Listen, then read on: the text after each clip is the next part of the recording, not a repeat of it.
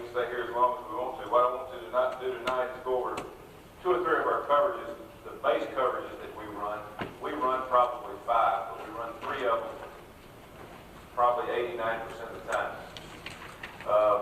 We try to make it simple. We try to utilize our speed, which we try to get on the field. Most of our guys can run pretty well. That's by design. That's what we've done over the past few years. We give up a little bit of size, but we want guys that can run the football. Now, tomorrow we'll go over front. Tonight I want to go over just coverages and just talk a little bit about personnel, how we pick them out.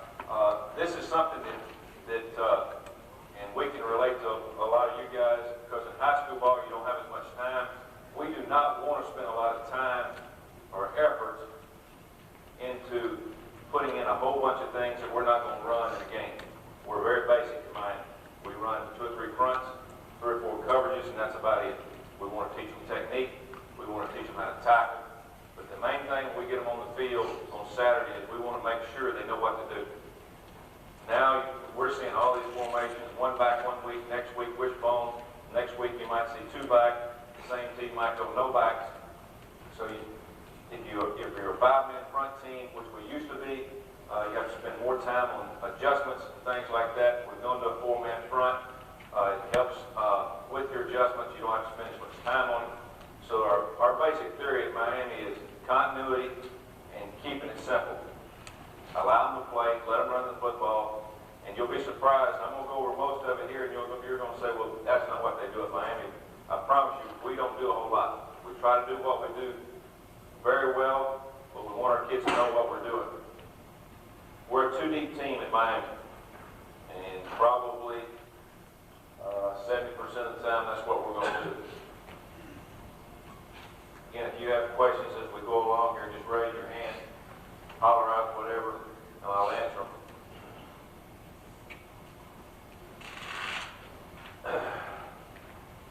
We play a field corner and a boundary corner. And I'll kind of go about it and tell you why we do that as we go along. We don't flip a lot of people, but we do in the secondary. We try to put them in a situation where they're doing the same thing every snap. Now, our field corner is a guy that always goes to the field when the ball's on the hash mark. If the ball is in the middle of the field, we'll put him on their best receiver. Could be to the X side, could be to the Z side, it makes no difference. He's used to playing both sides anyway, but we're going to get him in a situation where he can line up and be on their best receiver if it's in the middle of the field. But if the ball's on the hash, he's to the field. For us, he's our best cover guy. I mean, if you got the luxury of having a guy that's a better cover guy, a better tackler probably, you want your better cover guy to the field for us, the way we play our coverage. He's not very physical, and probably the 8 years I've been in Miami, he had made 18 to 20 tackles versus the run total. And he's made them forceful pass, but not versus the run. So he doesn't have to be a very physical guy. The boundary corner is a little bit different. For some reason, every year we break our film down, or as we're going scouting ourselves through the year, people run weak side on us. I don't know whether because we're a 4-man front, we do run some 5-man front, but for some reason people run open inside on us. So the boundary corner for us has to be a little bit better tackler, probably a little tougher guy, not quite as good a cover guy if you have to put a guy over in this situation. So he's more like a linebacker type guy. I'm going to put our linebackers in there, and we'll go over those a little bit later. Again, we play a 4-man front with 3 linebackers, and just to give you a little outline of how we pick these other guys out, the only true linebacker that we have is the guy in the middle, Mike linebacker. We call him the Mike. He's a guy that this year was 225, 230. He's got to be a little bit tougher. He's got to be a little bit more physical because he's got to take blocks on the inside. He's got to be able to play the run, and that's his main objective. The 2 outside guys, Willie and Sam, we call him Willie because he goes to the open inside every time. Sam because he goes to the tight inside every time. These guys are nothing but strong safeties. We recruit them out of high school. Very seldom do we recruit a linebacker and put him in this situation on the outside in our defense. We want 2 guys outside that can run. We don't care whether they're big guys. This year, One of them was 6 foot, 215 pounds, and the Willie was a little bit bigger, 6'1", about 220. But next year he'll be 5'9", 185. The Willie, probably one of the better ones we've had. So he doesn't have to be very big. Somebody that can use his hand, run around, make plays, because he doesn't have to take on a lot of blocks. So when we go out recruiting, we take linebackers and we'll put 1 or 2 guys here in the middle, and the other guys will put their hand on the ground, make defensive ends out of it. So we got a field corner and a boundary corner. Now our free safety and strong safety, both of those guys, they have different names, but both of them are about alike. 6 feet, 180 pounds for us, 185, 4'6", 4'7". I mean, a lot of people say they got 4 or 5 guys. We ain't got very many of those guys. You know, a lot of them are, sometimes we'll have them, sometimes we won't, but basically the guys playing the back for us are 4'7", 4'8" guys. Got pretty good feet. They can run the ball, have a nose for the ball, have to be pretty good tacklers, because when we break down our film at the end of the year and add up all the tackles, the leading tackler on our team will be the Mike linebacker normally. Then the next guy will be one of either the Sam or the Willie. And then the third or 4th guy will be the safeties, guys that come up and make plays. Because as we go through this, I'll show you the reason that we expect them to make a lot of plays. These guys have to be normally the safety, the free safety and the strong safety have to be pretty good tacklers. All right, let's talk about 2 deep coverage and how we coach it, the techniques.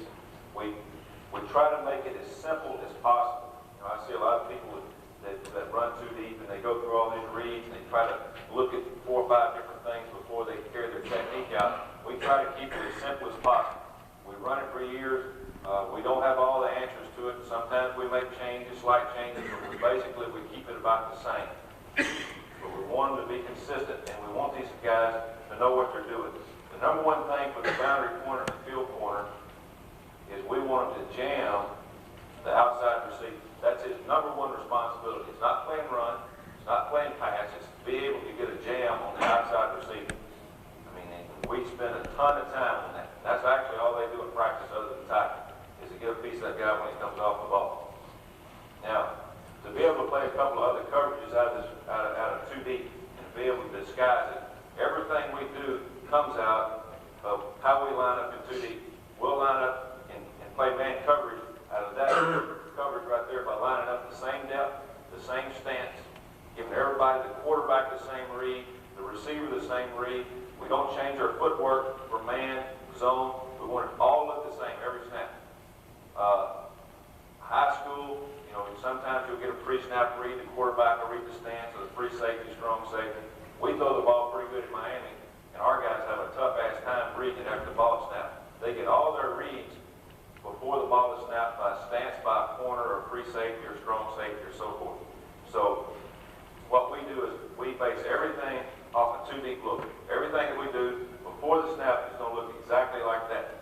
I mean, same depth and so forth. So when we line up and start teaching backpedaling, things like that, first thing we want to do is we want to teach them a stance, and that's the stance that they're going to be in for everything.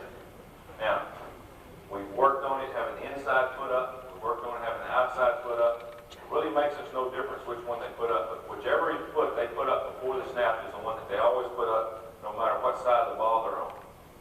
So we try to get them to put up the outside foot. This year, both corners had their inside foot up, but we tried, when the young guys come in, we want their inside foot up, we want their shoulders over their toes, we want their butt up in the air, we want all the weight on their front foot, every bit of the weight on the front foot before the snap, on 2 deep, on 2 deep. Now, we do that, again, because you can play man coverage out of that, you can play zone. Because if we're playing 2 deep, we've got the inside foot up or the outside foot up, we're lined up on our man.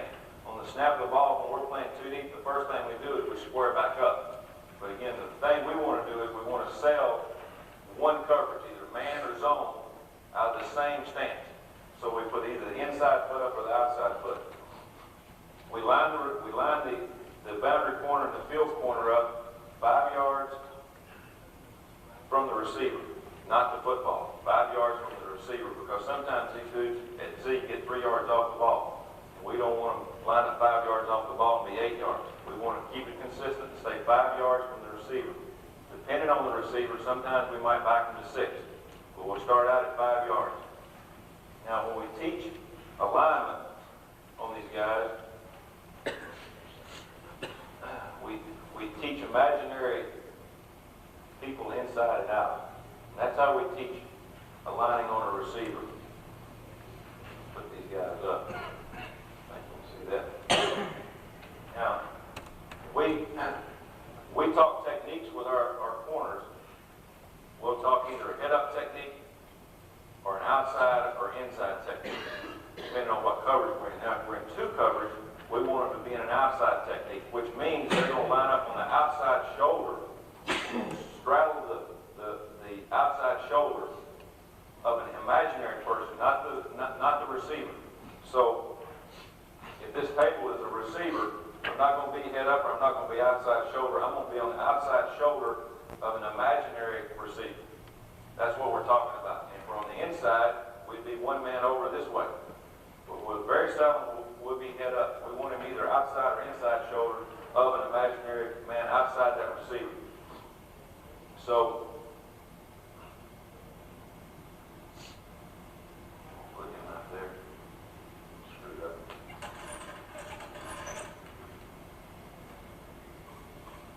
We want to keep it consistent, though. That's the main thing. I mean, these guys are corners. The biggest thing they want to do is they want to start getting brave and start moving inside and outside. But we want to get to a situation where we're always the same distance and the same width off the receiver, not to give anything away. So we're playing 2 coverage, and I'm getting my stance. Again, inside or outside foot makes no difference. It always has to be consistent. And again, getting back to that, which is very important, even if they're right side or left side, that same foot is up. So if they're used to have that left foot up, that's one they're going to put up on the other side. So say the field corner here has his outside foot up. He's outside of on the imaginary guy, on his shoulder, 5 yards from the man in a good stance with all his weight forward. First thing we're looking back is a quarterback. We're looking inside at the quarterback because all we want is a run pass read. That's all we want. And we want it real quick because we're going to get back to this receiver. A lot of people will read the quarterback, go to number 2 and see what he does, and then go to the receiver and then try to beat back inside. We try to do all that crap. We could not get consistent at jamming the receiver coming off the ball. And to play too deep the way we want to play it, to where we can get help out of our safeties. Again, we don't want to waste these safeties back here deep. To get them involved in the running game, you've got to be able to get a hand on those receivers when they come off the ball. So we're lining up outside. The first thing we do is we look at the quarterback, we see run pass. We get back to it. The first thing we do after the ball is snapped, as we're reading run pass, we're looking inside, we bring the inside foot up and square up in a good hitting position. And reading run pass at the same time. And then, after we read run pass, it really doesn't make any difference what they're doing, whether it's run or pass. Because if it's run, we're still going to get a piece of this guy when he comes off the ball. Not a piece, we're going to get a whole bunch of it. We really are not run support guys. These field corner, boundary corner are not run support guys first. The first thing they want to do is they want to make sure whether it's run or pass, and then they want to get back to the receiver. When we start a young cornerback out, we do not look at the quarterback because we just want looking at the receiver because the very first thing we want to do is get a jam. So as we see run pass, then we want to bring the inside foot up, square it up, and we want to get our hands in front of us in a good hitting position. And sometimes they don't bring it all the way up there in a kind of a staggered position because they're getting ready to either shuffle or we're getting ready to get run over by a receiver if he keeps running at us. But we want to make we call it a three-prong attack on the receiver. We want to use our face mask and we want to use our hands. We don't want to be aggressive to where we lunge, to where we chase, or whatever. If somebody's running inside or outside of us, we don't want to cross over. We want to get in front of the receiver. We want to let him run into us. Once he runs into us, we want to butt him with our face mask and our hands at the same time. At the same time, we want to keep our elbows inside, and we're going to try to get separation off of them as much as we can. Now, you're going to get 2 or 3 different releases, and what we get most of the time now is people are just trying to run away from us. they're trying to outside release on us and trying to run from us. So actually what we work on an outside release, we work on a quick inside release, and we work on a stop block, a guy coming straight at us, and that's it. So we get runner pass, we get squared up, and we get back to the receiver, and we look at the bottom of his numbers. What we look at the bottom of his numbers, that's all. And if you look at the bottom of his numbers, the reason we don't look at the top, which is don't be that you're going to get the same movement, if you look at the bottom, it makes them move, makes them bend their knees a little bit more. They get in a better hitting position. So when they bring that foot up, they get the hitting position, and look at the bottom of the numbers, they get their hands up, then they're going to kind of mirror what the guy does. We don't want to go attack him, we're going to let him come to us. So if the outside releases on us, all we're going to do is we're going to take 2 shuffle steps, as far as we'll go. If we go 2 shuffle steps, and he continues to go outside on us, then we'll let him go. We're not going to try to get a piece of it, we're not going to chase it. All we'll do then is we'll roll our inside leg back, look at the quarterback, and we'll work back into the receiver. That's the one we get most of the time now. But we won't chase him, because if he runs lateral that much, they're not going to be able to throw in the hole anyway on the fade route. The next release, we'll get an inside release. If he releases inside, we'll do the same thing. We'll bring the foot up, good hitting position, look at the bottom of the numbers. As he comes inside, we'll work 2 shuffle steps. If he continues to go inside, all we'll do then is we'll roll our inside leg back to the quarterback, and again, working back into the numbers now. If you chase him, we tell him, you try to work back to the numbers, because we're trying to take this away. If he goes inside, we'll let him go, he's not ours. But if he does this, we got to be waiting on him when he comes back. So, if the outside releases, we're going to roll, work back into it. He has no landmark when he does that. Unless the ball is on the hash mark and this is the field, then he uses his same rule, work to the numbers. If he works inside, now he always tries to work back into the numbers. After he works 2 shuffle steps, works, try for a jam, if he continues to run from you, work back into the numbers, wait for him to come back to you. Now, if he comes off the ball in a position to where it's run, you can tell it's run, but if you can't tell it's run or pass, it makes no difference. If he comes off straight at us, we're going to get our hands low, we're going to look at the bottom of the numbers, and we're going to try to get separation off of it. If he comes out and chops his steps, something we see all the time, which we call China wrap. He comes out and starts chopping his steps right off the bat. We leave immediately, because we're thinking of, say that there was a receiver here or whatever, we're thinking corner route, because we're responsible for that. We get out of it. We don't wait on the gym guys coming off the ball slow. We've got to be coming off pretty good. So the big thing we want out of these 2 guys, technique-wise, is a good stance, read runner pass, come up to a square stance, read his release, try to get a jam, if not, work back into the corner. And that's all they're supposed to do. I mean, then you go from there, they are second contain on run, not first contain. Not first contain. Okay, the free safety and the strong safety. Again, we always send the strong safety to the tight end side. And we do that for a reason, because if this receiver goes over to a slot, goes in motion, we run that corner with it. We'll go over that coverage a little bit later. But we want the strong safety always to be in a situation, if there's a tight end in the game, he has to read whether he's blocking, whether he's got a hook block, a down block, whether he's releasing. We always want him responsible for it. And it's continuity in practice. He sees that guy in practice every day, and he's used to it. If you flip them back and forth, they get 50% of the time on the tight end, 50% not, then he's not as confident what the guy's going to do.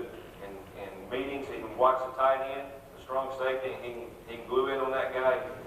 He can get some reads off of him. And the free safety can do the same thing on the weak tackle. But we try to keep everything consistent. So if there's a tight end in the game, the strong safety goes to that side, and the free safety goes opposite. If there's not, we'll send the strong safety to the 2 receiver side. So if there's 3 wides and the tight end was out, and they had 3 wide receivers, then he would be out. Now, we start out, we put these guys at 14 yards deep. And we kind of vary those guys week to week. But if we tell them to line up, game plan-wise, at 13 yards, we're playing Boston College that week, every coverage that he lines up in that week is 13 yards. It's not 14, it's not 12, because these guys are the ones that actually get picked on, and the quarterback will come up and he can tell right away what you're going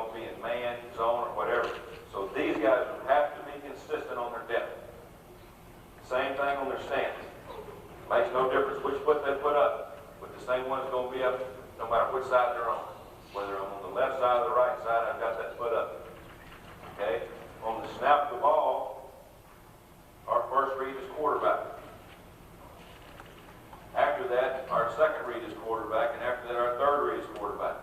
A lot of people go to number one and see what his release is, and so forth. We do not, and get back, I might not have said, but for free safety only, that is his read. He reads the quarterback and only the quarterback. On the snap of the ball, we want him to work straight back, and a good back pedal, 3 good steps. If it's a 3-step drop, we come under control, and then we start shuffling. We start shuffling after 3 steps, if it's 3-step drop. If it's more than 3 steps, we continue to backpedal and get depth. If it's run, they can get into their shuffle as soon as possible. I'm looking at the quarterback. On the snap of the ball, I start back, and if I see run, then I start shuffling immediately with that back foot. I come under control because we want him to get his cleats in the ground where he can plant and come up on any kind of support. So his read is quarterback, and that's where he ends up. If it's pass, again, he tries to stay on the hash mark. Now, I didn't go over that. Let's put the ball in the middle of the field. Ball is on the hash mark, the ball is in the middle of the field. We put both safeties on the hash. No matter where anybody lines up, we put them on the hash. If the ball is on the hash mark, we tell the strong safety to split the inside receiver and the outside receiver, and the free safety line up on the hash. So the free safety normally will be on the hash mark. The strong safety will vary depending on the split of the receiver, as everybody else does. But we want him in a situation where he can get to half the field and be able to help on the Z. But again, our first responsibility is not to overlap number one on each side. It's not that. Now, the strong safety's reads are a little bit different. He reads the quarterback. He keeps run or pass.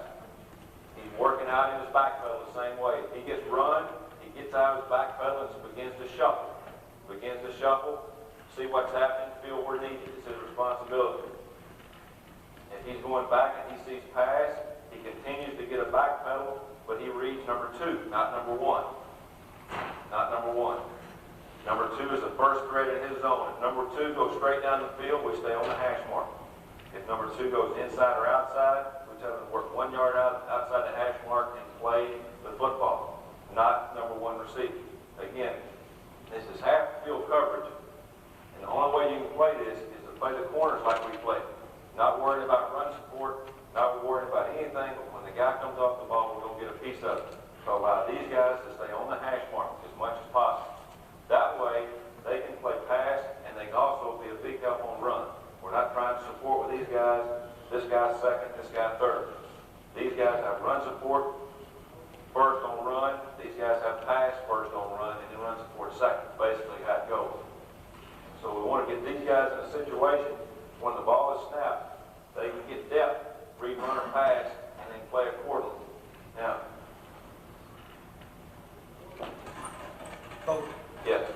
if you got to the strong safety, if you get one and two both get vertical, what are you telling your strong safety as far as backpedaling and opening up to what receiver? What are you telling him to do? He does this. He does this, right? Yes. All we tell these guys is he's responsible for number 1 first. Or excuse me, number 2. He's responsible for number 2, the strong safety. So, on pass, as I'm going back, I'm standing in my back pedal. I see pass, and I go immediately to number 2. If number 2 starts down the field, I have nothing to do with that guy right there. But I'm not getting off the hash mark. I'm going to stay on the hash mark. We zone drop with our linebackers. We don't run with verticals. A lot of people run with verticals. A lot of people say, you can't play too deep unless you run with verticals. I didn't think you could either. And we used to run with verticals, and we used to work these guys off the hash mark and try to work them, because everybody runs this right here. Everybody we see runs it. They try to run it down the field, and we have yet to be hurt on it. Used to, we'd line up and say, hey, if you get a vertical, if I'm a Samuel Willie linebacker, and that guy takes off down the field, you're going to get a piece of him, and you're going to continue to run with him. Well, that's fine, as long as you're playing people that run 2 backs. You play our guys in Miami at 1 back, and you start running with verticals, all they're going to do all this 1 back stuff is nothing but short passing game. All they want you to do is just run a little bit with a vertical and hit 1 guy on a short cross route. Just get the ball to one of those guys and let him catch a 5-yard route, and then run it right behind you to run it with that guy on the vertical. We did the same thing. Coach Harrison got the job in 1989. We were running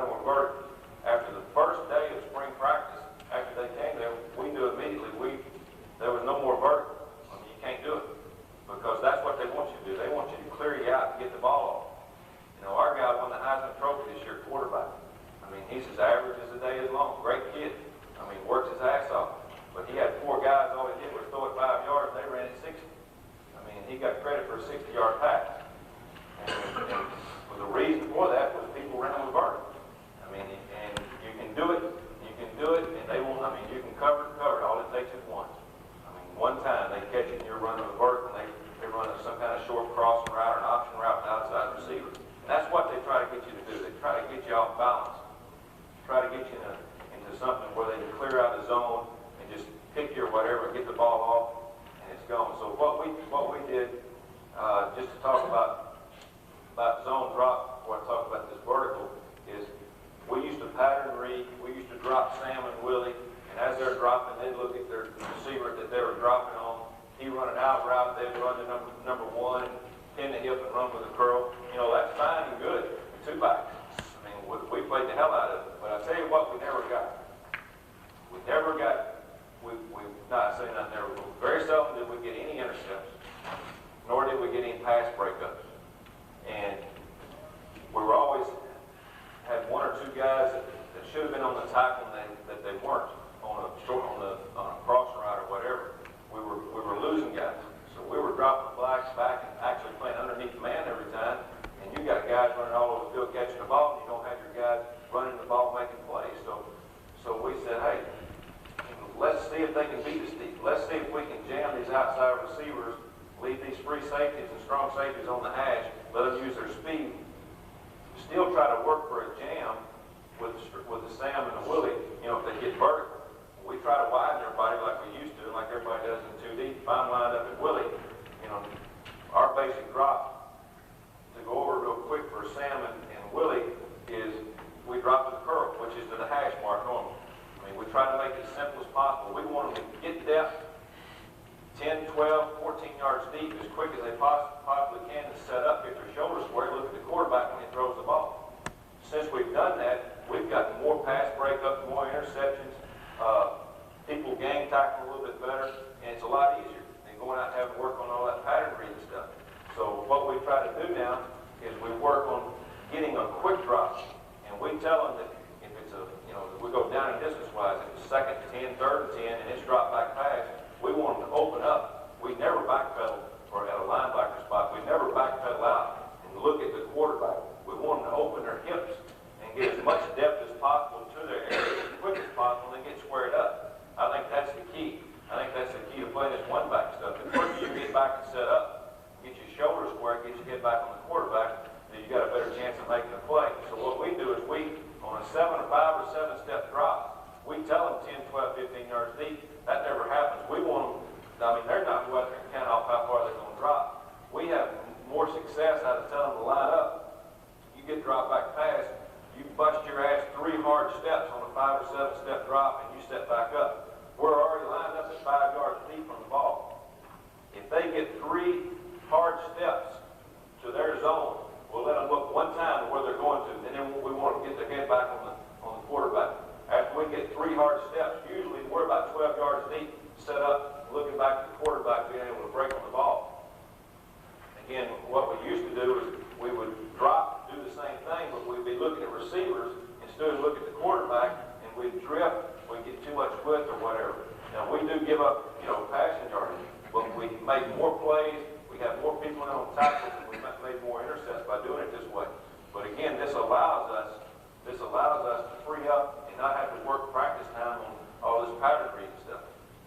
And just to talk about the Cowboys, they do the same thing. I mean, they don't run a lot of 2D like we did when we were all together at Miami. They've changed. They went for 2D, and I'll go over the next coverage in a minute. What we call 4 funnel. They base out of 4 funnel and go to 2D.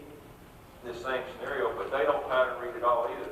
They zone drop. I think a lot of people are getting back to it. People kind of got a little sophisticated and thought they were getting more out of it, and it's good. I think you can do that, but I think you can do that if you call underneath the man.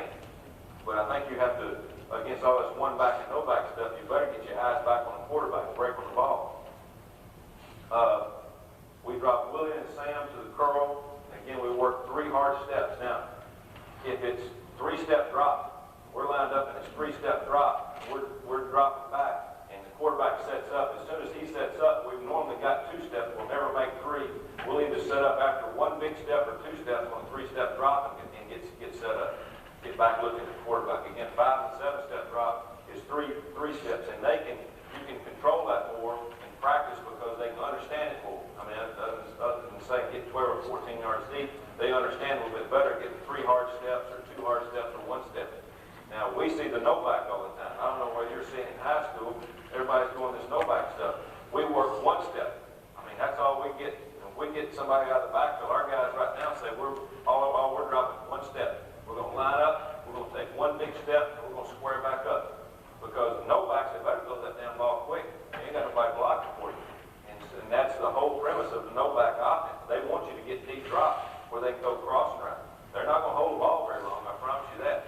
So there's no sense in you dropping back 3 large steps or 10, 12 yards with no-back.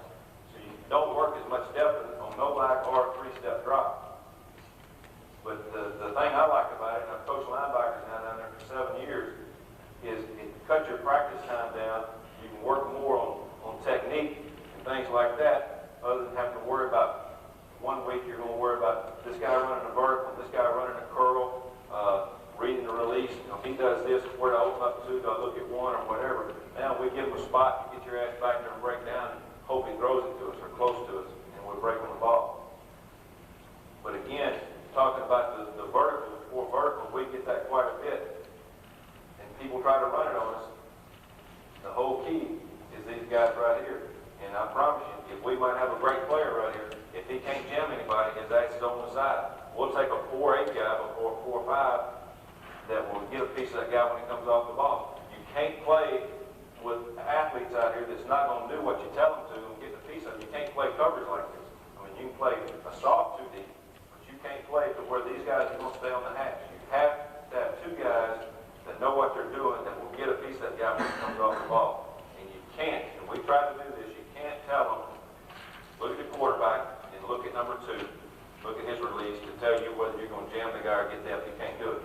We have guys that get a little cocky. They get out there and they square back up. After they see runner pass and the guy comes off the ball, they'll try to sneak another peek. Well, they're gone. You can't go back to the quarterback. Once you take your eyes off the quarterback, you look at the bottom of the numbers. You're there until he gets by you. Whether he runs there, or you knock him on the ground. That's about how we teach you. You get a piece of him, don't worry about run. If it's run, you're still going to get a piece of it. He's going to block you anyway. And if it is run and he's running away from you, you're going to work outside, work for the gym, then you're going to roll back, and if it's run, then you can come up.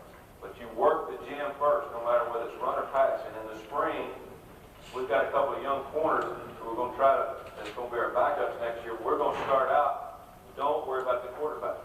You start out looking at your receiver. And if I was coaching in high school, that's what I'd do anyway. I mean, because the number 1 thing is you don't want these guys to get down the field. You don't want to get down the field, and probably when it gets to it, the guys that do it best for us never look at the quarterback until after they've got the jam. If you ran that same thing with the R back into the flat, weak side. This guy right here, Yeah. all we're trying to do in a situation like that, if somebody runs the back out of the backfield on us, they run him out of the backfield, we're going to rally to it. It's going to be the Willie in the corner.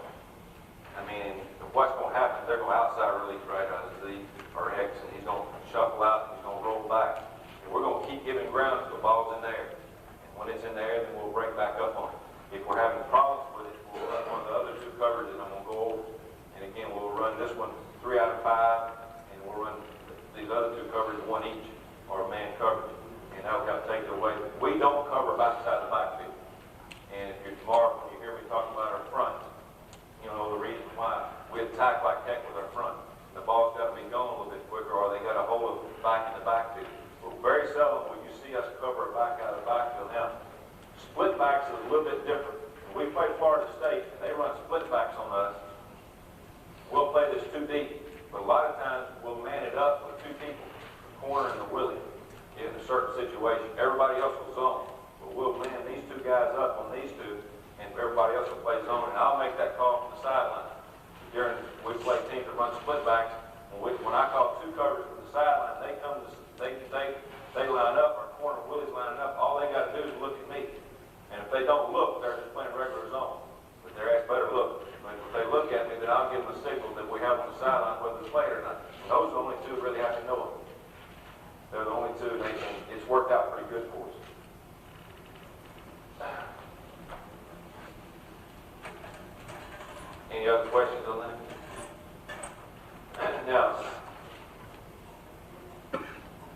Somebody's gonna say if the guy goes across, what he else, and we've done it every way in the world. He goes across the field, makes no difference to us. We're gonna run our corner over. Everybody else is gonna stay the same, and we're gonna play it. All it is 3-on-2. Everybody in the world runs it. 3-on-2 coverage to a slot. The only thing you have to teach is this guy's got to work a little different technique, but he works a jam. He works a jam. And I mean, it's not a different technique, it's just a different drop to where he's responsible for. But he does the same thing. He tries to stay outside leverage. When the guy comes up the field, he worries not about run or pass. He's looking at the quarterback. He tries to tell what it is, but if it is run or if it is pass, he still goes back to the receiver, and he works the same reads as if he was over here. The outside releases, we shuffle 2 steps, then we roll back into it. If the inside releases, we do the same thing. We want to get a jam on it, so we're not changing anything up. We're just making a different look of 2 coverage, and it's 3-on-2 to this side. If they line up in it, the only difference that we want to coach in it is if they line up in this situation, after they come out of the huddle, we want this to be our field corner and this to be our boundary corner. So they both have to learn that one deal again. It's no different for them. They just happen to have to be running or whatever in the middle, inside this guy when the ball snaps. But their drop is the same, outside release, working hips back inside. The only thing they got to know is they don't work for width. They work for depth when they're the inside the defensive back. Yes, sir. Willie linebacker, where you're saying it's strong side? No, he plays the same. No, he plays the same. He plays the same. Actually, what you've got when you're in this coverage, you've got too many people dropping. And if you sprint out with Brandon, Willie, or whatever, if they do a lot of this from the huddle, then we'll have some kind of call where we're usually bringing him, whatever, and fighting, because you don't need the guy. You don't need. But that's one way we play too. Now, we used to do this a lot. We used to play two and played out of huddle. We don't do a lot of that anymore, and it's for the one-back offense that we haven't done it. Used to, we'd come out and we just single call everything. 2 coverage and play it. Our other coverages and play it, or 3 and play it, or whatever. But now we double call everything. Double call meaning we're going to run 2 to an offense that plays a receiver, or the first digit to a receiver, both sides, like a pro set or whatever. And then the second digit in the call goes to any formation that has a tight end on the backside, which in this case we would. So we call that 3-on-2 coverage. I just showed you 6 coverage. I think everybody in the country calls it that, again, which would be this.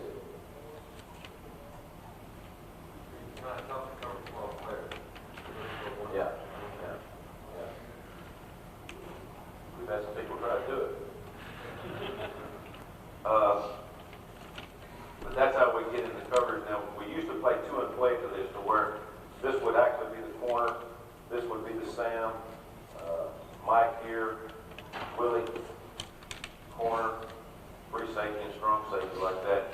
And I think you can do that quite a bit. We do it some, but it's just different personnel.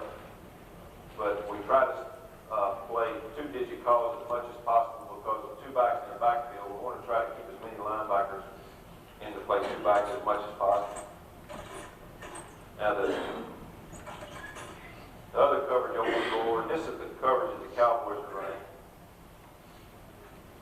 And we started it back, don't get me wrong, we didn't invent this thing. It's just that we had to start running it back in about 1985, because we were so much of a 2-deep team. We couldn't handle against our guys. We had Michael Irving and a couple of those guys, Brian Blades.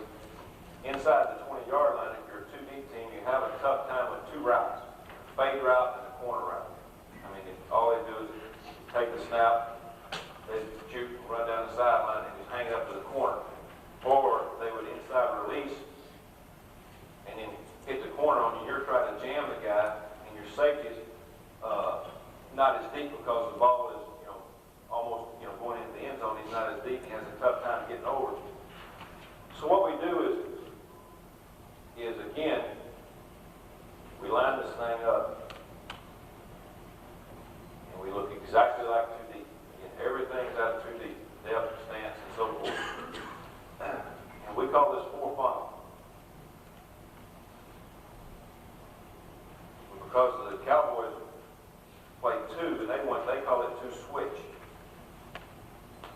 see them when they play on TV, and I know most of you do, they give up a lot of out routes. A lot of out routes. It's because of this coverage, and offenses are not, they don't, I mean, they get impatient. I mean, I was really interested because I like the Cowboys too, because I know all those guys.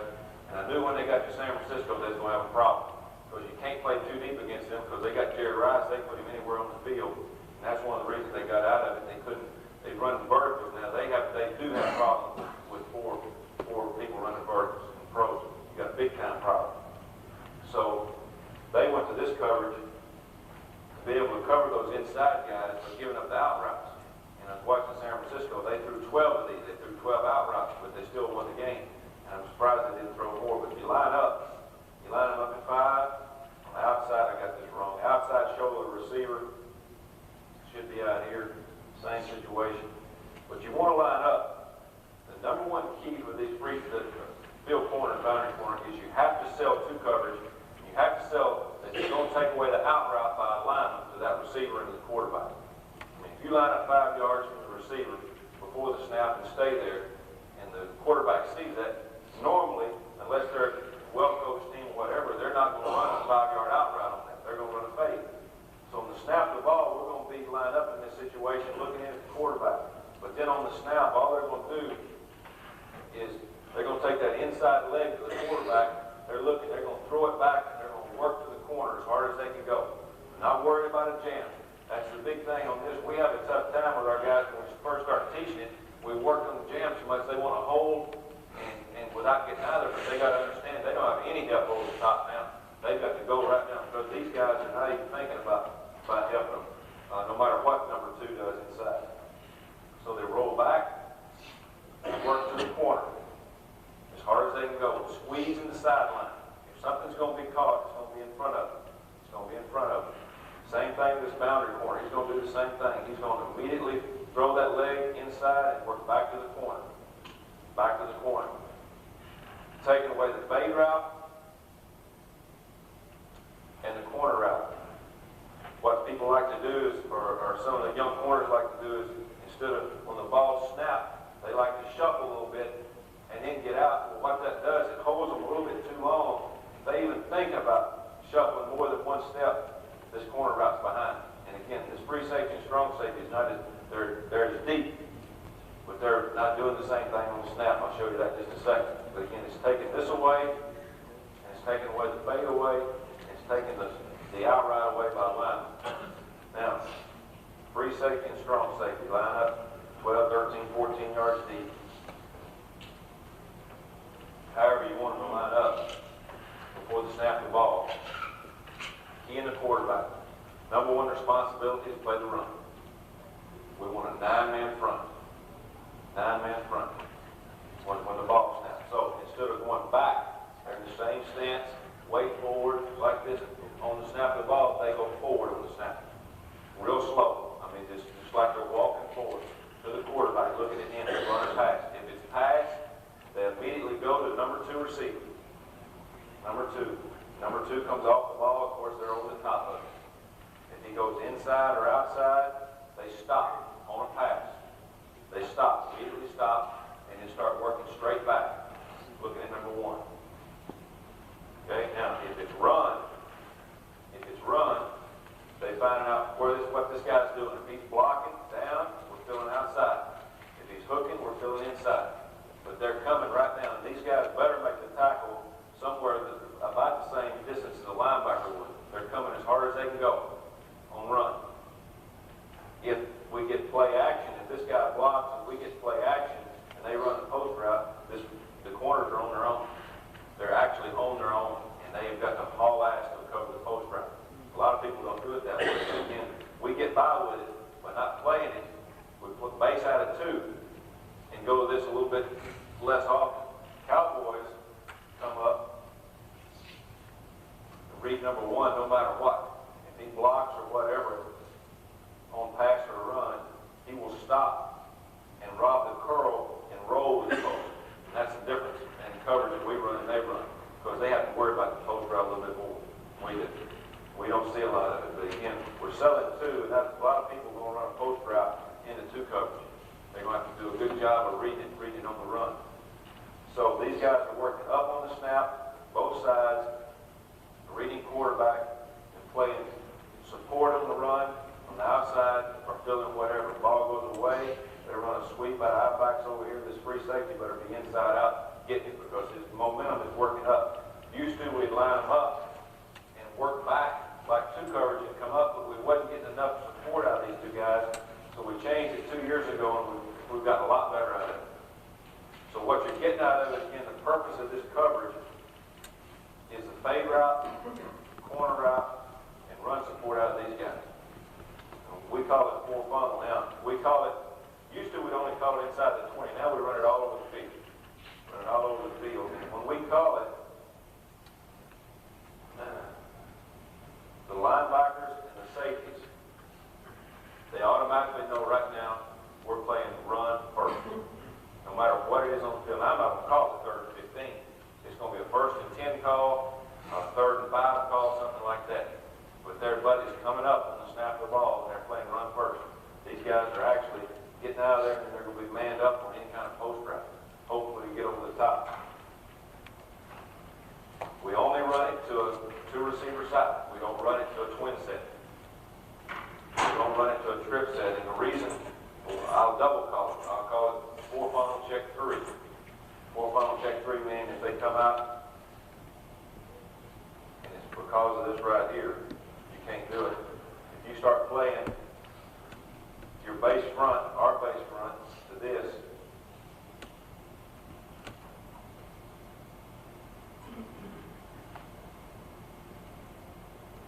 and try to play four funnel, end up like this. So what they've done, they've got you two linebackers removed that can help on the run, and our offense over in the zone over in the counter, you got no chance. No chance. So we used to try to do that when they started this one-back stuff and started running the counter, playing the zone play, and got your Mike linebacker removed, because when you play a one-back team that really knows what they're doing, this is their best receiver. You don't want your non-cover guy, your worst linebacker, your run linebacker on their best receiver anyway. So that's the reason we double call that. We try to keep linebackers inside, and we'll, in other words, we'll bring the cornerback over. We'll play three linebackers or two to stop the run. Any questions on that? What are the new hashes going to do to you? You know, I haven't heard anything what they're going to do about that yet. They say they're going to widen them out. You know, the president's got their say so they'll won't have hash marks. You know, they'll just wipe them out and put the ball everywhere. I don't know. They got some screwed up right now. I don't know whether they know what they're going to do, but if they move them in, it will actually probably, you know,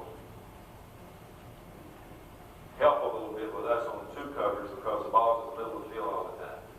And you're going to get forward stretched. I mean, you're going to be equaled up. They're not going to be able to widen all the way out, get one corner all the way outside the numbers or whatever. I really don't know. I hadn't had a lot of experience, and I talked to the guys here at the Cowboys, and they say it really didn't bother them much when they came here. I said, it didn't, y'all? 1 to 15 that first year. It took you a long time to figure it out. All right, we give a couple of calls with a two coverage that I want to go over. We've only got a few more minutes here that can help you if you want to play two coverage like this. If we want to play it normal, where we're playing 5 yards off the receiver, we just call two coverage. If we want to call two press, which we do quite a bit, we'll move two press. We'll move inside shoulder or outside shoulder, depending on the receiver, almost on top of the guy. And we'll press them right off the bat. We'll press them, and then we'll jump out of there. We're going to get a piece up on the line of scrimmage and then get out. And then the next thing we'll do, we've got two press, two coverage, two press, and we'll call what we call two up, which we've got a lot out of. And again, if you're running too deep, you need a couple of variations on how to play your corners. And two up has helped us. And what we do is we line up like two press. Line up like two press, and right before the snap of the ball, we'll come out real quick, 2 steps, square up, and get a jam. We're not going to press it on the line of scrimmage. Trying to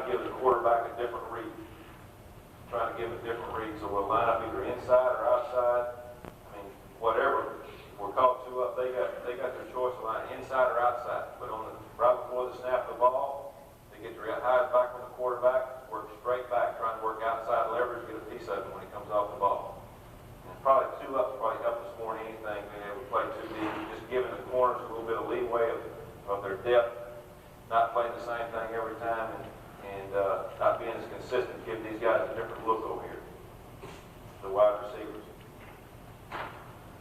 And, you know, I won't go through two-man. Everybody, we play two-man like everybody else. The only thing that we do with two-man and two-man is playing too deep. Everybody locks up underneath man.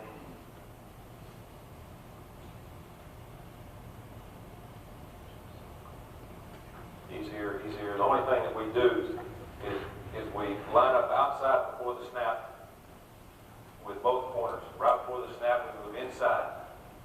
Don't look at the quarterback. We don't worry about what he does. It makes no difference.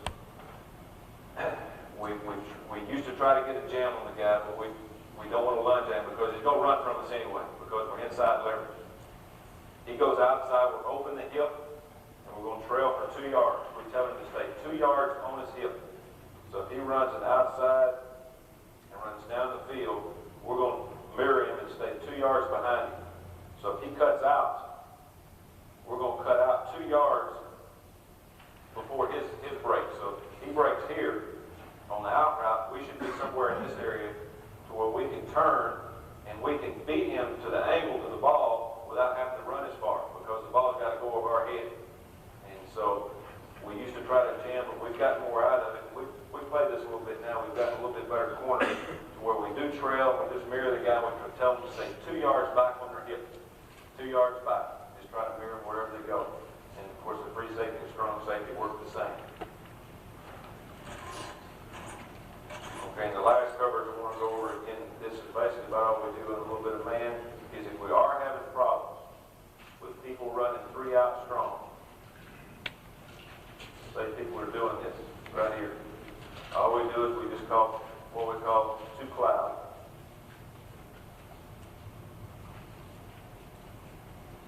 And we also do this with 1 back team, which is pretty good.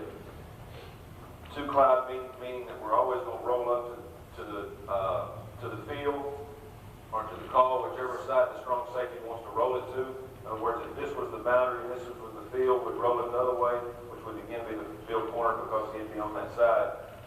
But say we're rolling to the right here on the snap. On the snap of the ball, we'll jam and we'll hold. He just comes over the top. He goes deep middle. He rolls back just like he would in our 4 funnel and get depth. And now what you can do there is now you can handle this guy coming out. Get this guy over the top, him in the middle of the field, and you can handle 3 strong.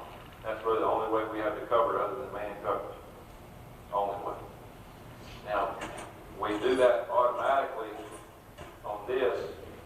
We call it 2 flow, but we don't call it. I'll call it from the sideline, and it's for 1 back people that run trips with open in backside. So we come out and we're in 2 coverage. This is an automatic.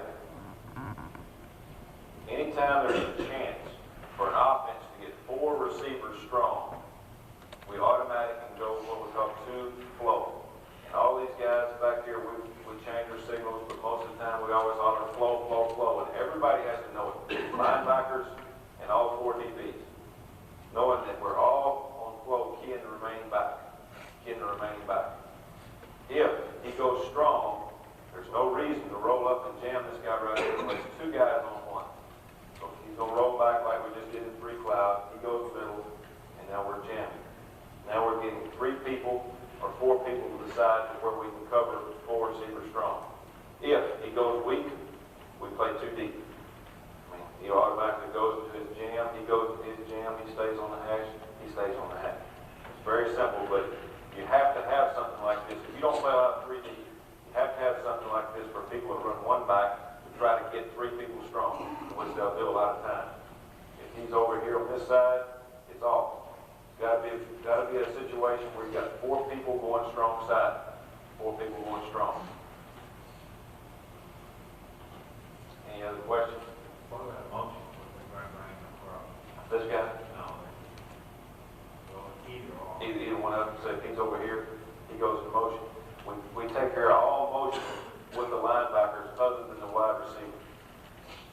the only guy that can go, if he went motion, he'd go with it.